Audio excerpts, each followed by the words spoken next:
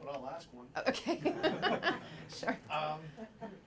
I had put my, up top on the editing the summary, I had uploaded my resume.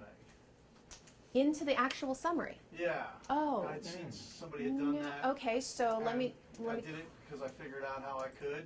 And then let me clarify I was told that. not to do that. Right, right. So, right. So first of all, let me just on a technical note, and my summary needs to be changed.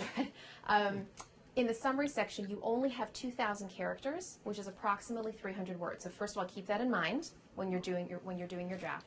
Your resume. Right below. It's right up. See that? That's where it file, is. Right there.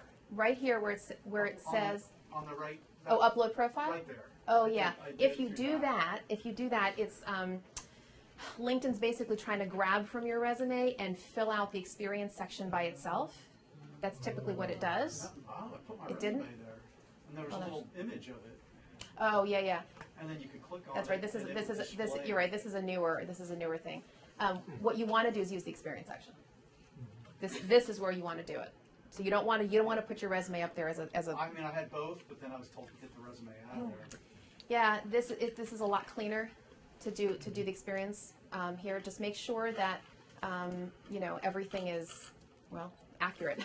And by the way, for those of you who have resumes, this is just a small note. For those of you who have resumes where you've had more than one job within a company, anybody have that? Right? Okay.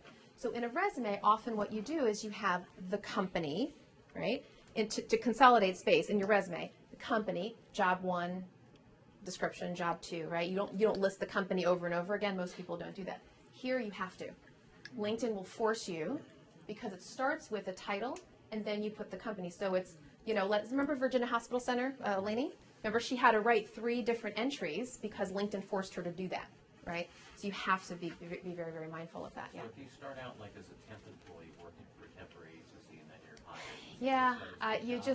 Yeah, it's not a resume. You just sort of have to put everything in there, unless what you can do is let's say that it's that early job, okay?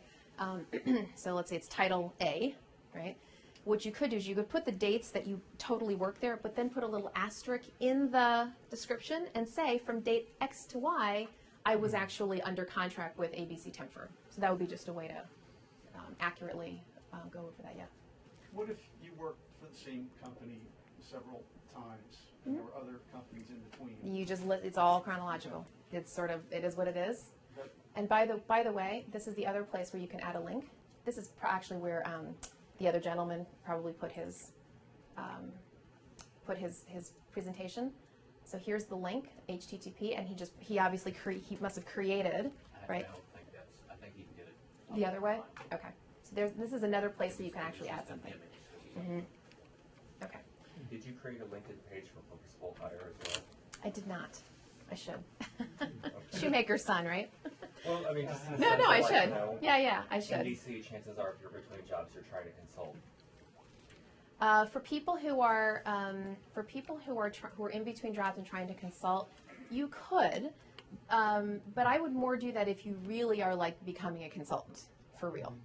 If you're just doing it sort of in the middle, I mean, you have to make the decision, okay? But if you do create your own LinkedIn page, it's going to have to be pretty robust to let people know, yeah, I'm hanging a shingle, like I'm actually out there doing that.